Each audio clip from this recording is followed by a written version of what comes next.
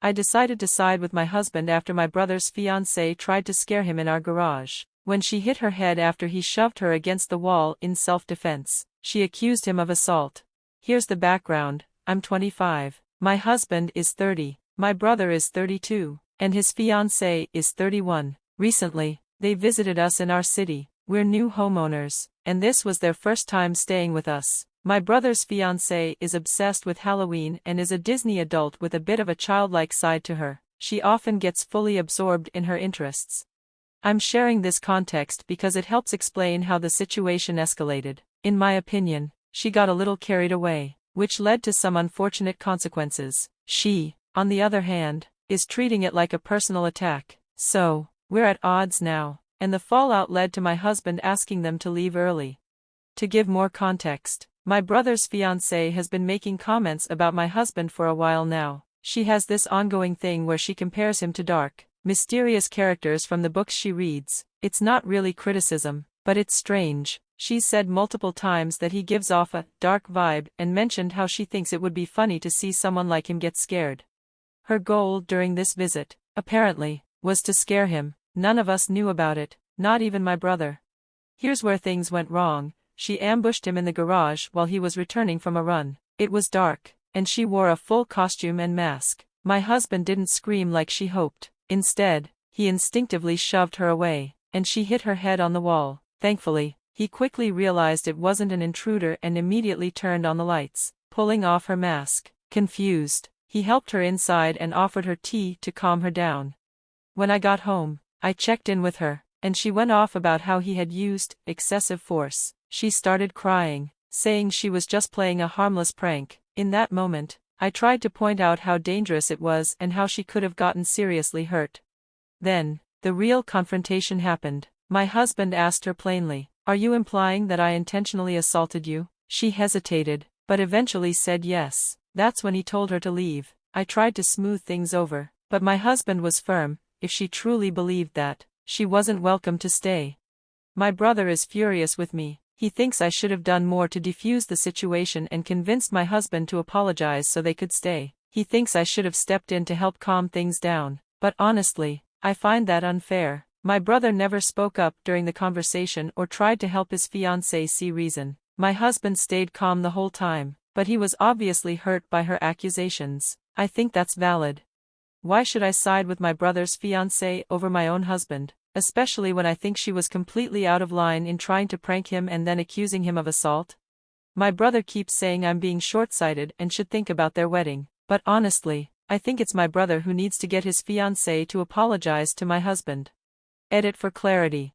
To clarify, when I said I tried to smooth things over, I didn't mean I was siding with my brother's fiancée. I was just trying to get everyone to calm down and let things cool off before anyone made any rash decisions. My husband was firm in his decision to ask her to leave, and I respect that. My brother was hoping I could convince my husband to apologize, but I just couldn't do that. They had to leave.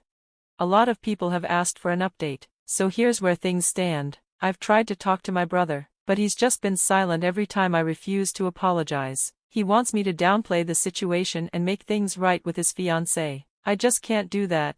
There's no way I'm going to let my husband be falsely accused of assault.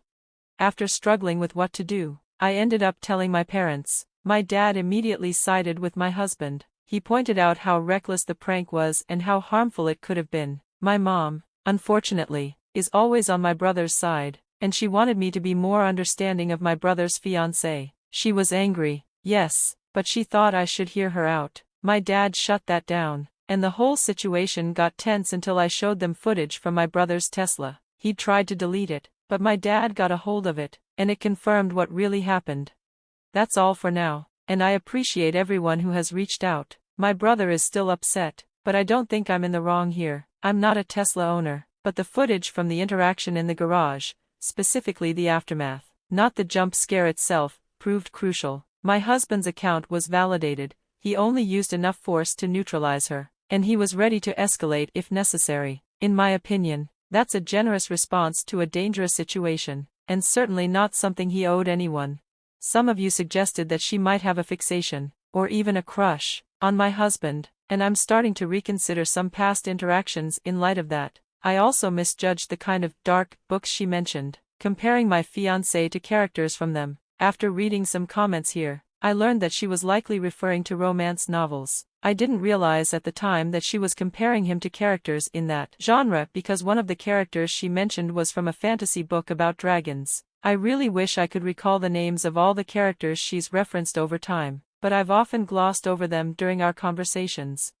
We have a group chat for the wedding, which includes my brother, my parents, my brother's fiancée, and her parents. In that chat, I addressed the incident but didn't share the Tesla footage, just mentioned that it exists. Her parents didn't respond, though I know they saw my message later. Her mom ended up calling mine. Apparently, they had no idea about the prank. It's hard to say whether they believe me or if they've taken their daughter's side after speaking with her.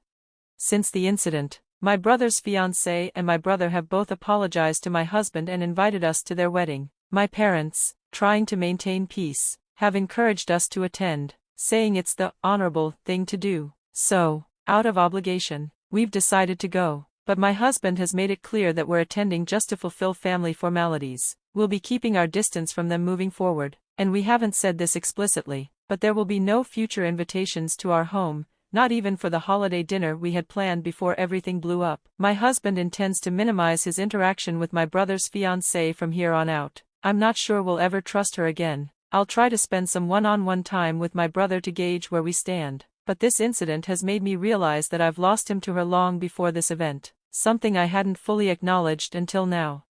I want to thank everyone who shared their thoughts. A reporter from a news outlet reached out to me, and when I requested they cover my story, I asked that they emphasize this message. I want to highlight the dangers of ambush-style pranks. These pranks create an environment of fear and endanger everyone involved. They are reckless and irresponsible. No one should ever feel unsafe or have their well-being compromised for the sake of a harmless prank. If a prank is designed to scare someone, it's no longer a joke, it's a potential hazard. Actions like these always have consequences, some of which can be irreparable. No prank is worth risking harm to others.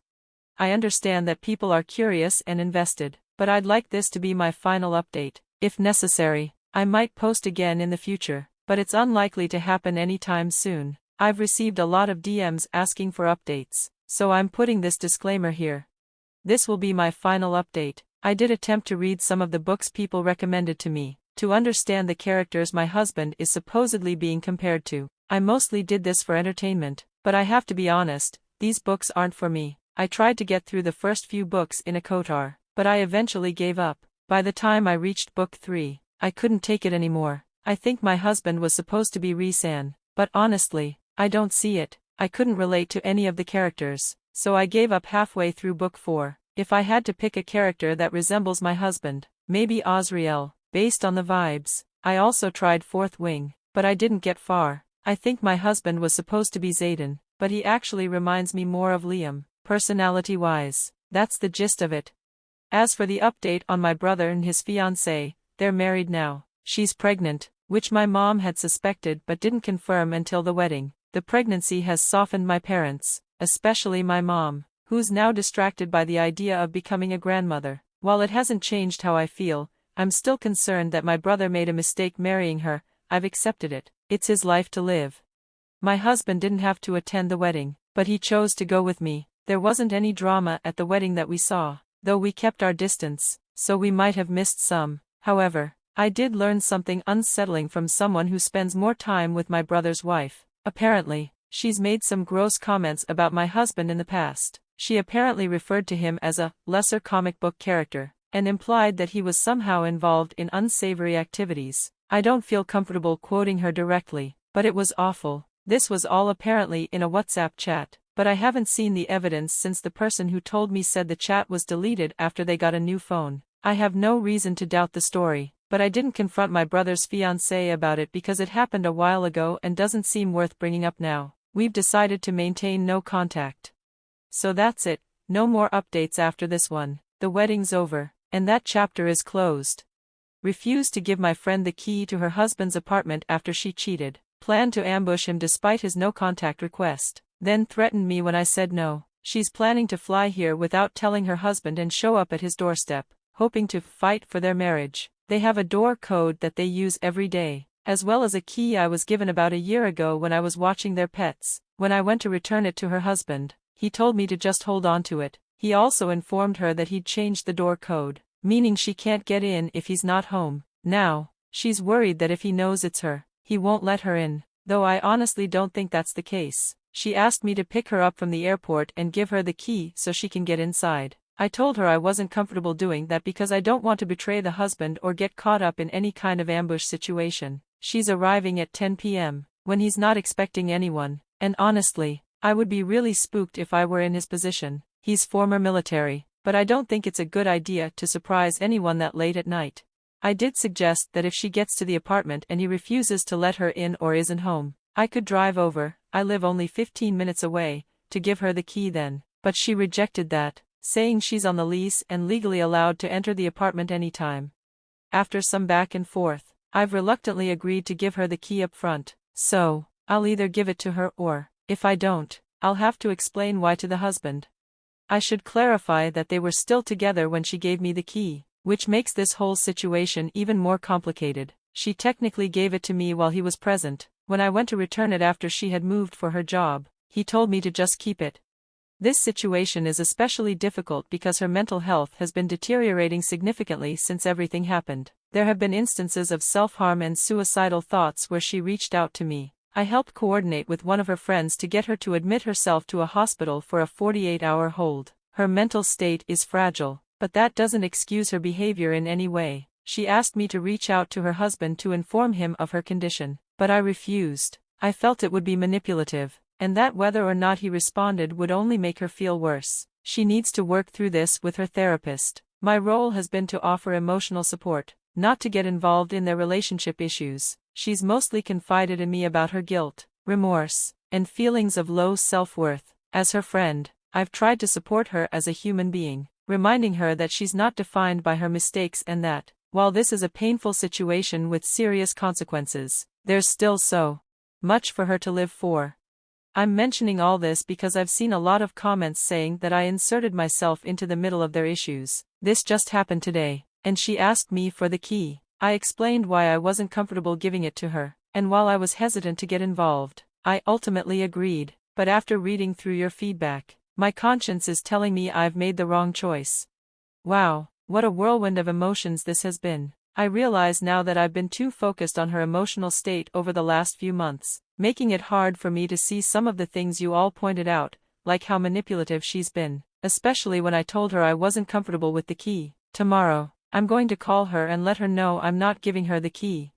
Thanks to everyone for offering a fresh perspective. It was exactly what I needed.